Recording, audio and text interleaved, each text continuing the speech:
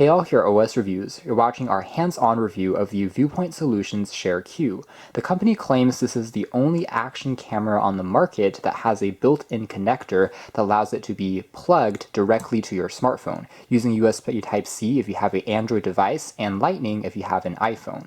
Both editions retail for $150 and includes a 16GB micro SD card in the packaging.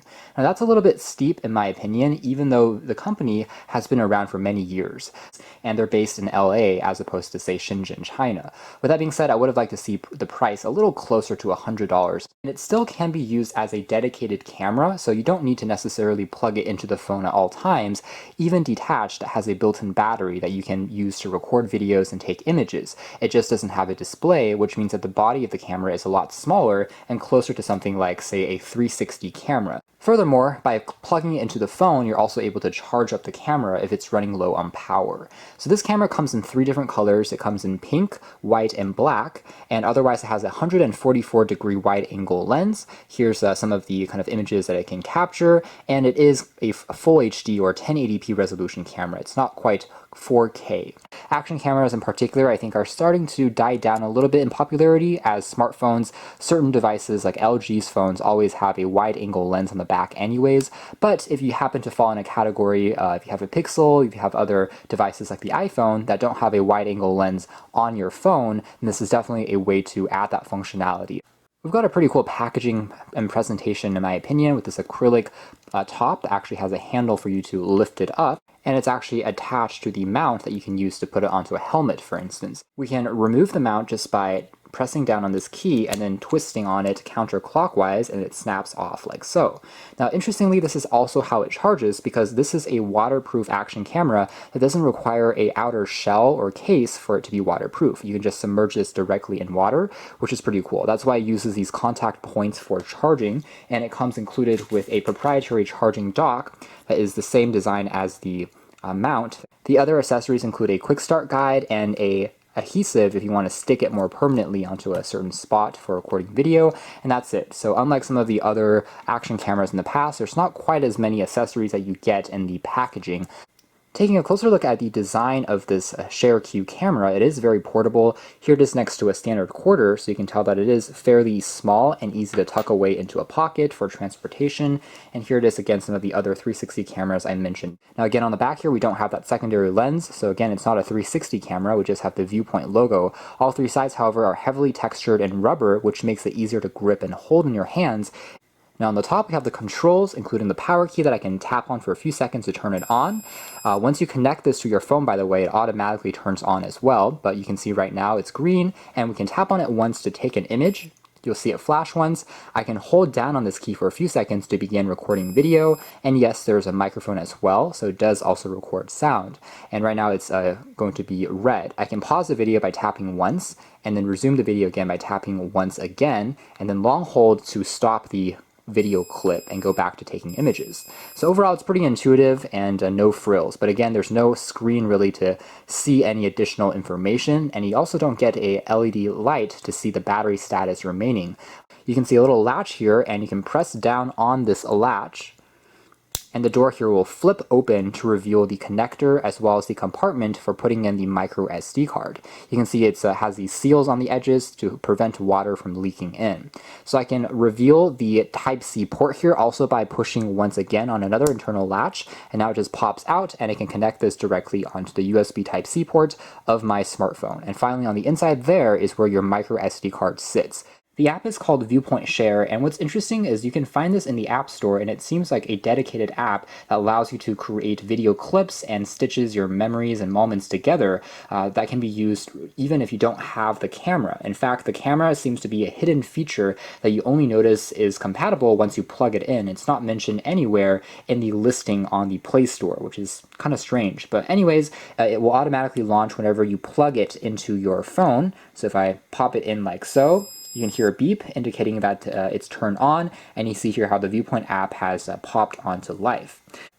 Afterwards, it will take a moment to refresh the content and read it back, and we can just tap on the files, the videos, and the photos we've captured onto the connected camera, and the playback speed will be a lot faster than, say, using Wi-Fi through a wireless app Let's take a closer look. This here is an image. You can see captured in broad daylight. It actually does a pretty good job.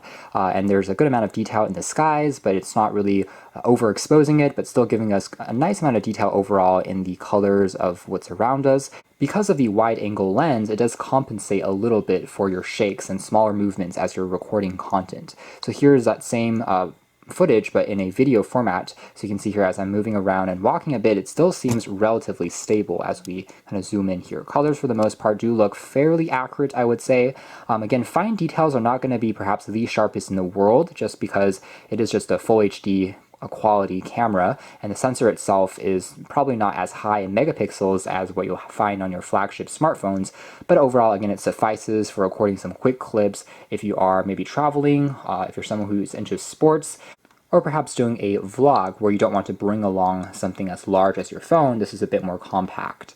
Now down below here, we're also able to download it into our phone's built-in memory. We can also share it directly onto social media, such as YouTube, Instagram, onto our Facebook. We can also delete the clip from our device's memory. And I can tap on this here to actually export it and create a new short clip based on edited files. So for example, if I tap on that, it's going to tell me I have one item selected. I can pick up to 30, and I can then stitch them together into a short clip. If you hold still and have a bit of patience, even indoors, you can still get overall pretty crisp looking shots as long as, again, you hold still and don't shake the camera. Overall colors are still captured pretty nicely. Right now it is recording in 30 frames per second, so not going to be the smoothest in the world, but overall it still is very much enjoyable. And again, because of how compact the camera is, it's a lot more discreet. Just a few final images to share here. Overall, again, I would say it's above average as far as the quality of the images are compared to other action cams I've seen in the past that also have full HD resolution. Especially a few years back, the image quality was not quite as good as this in terms of the color, especially in not overexposing certain shots when there's a bit of light in the background. It's actually doing a pretty respectable job here. Now we can also take a look at the center menu here. That's basically all the videos that it's automatically generated. So it keeps on doing that if you open it in the background based on the days you're using it. So just like with Google Photos, it creates different albums that keeps running in the background based on photos and content that you have on your device, which I think is pretty cool. And so the final tab here is where you can control the camera a little bit more. So for example, I have a 32GB SD card inserted, so I have about 1 gig used currently of memory inside of the camera. In terms of capture modes, I can change the stabilization. There is electronic image stabilization right now. I can turn the EIS off if I want to record at 60 frames per second. Here I can record a time-lapse photo, a motion photo, and set a self-timer so it takes a shot after 3 seconds or 10 seconds countdown if I'm taking it with a group of people, like a selfie.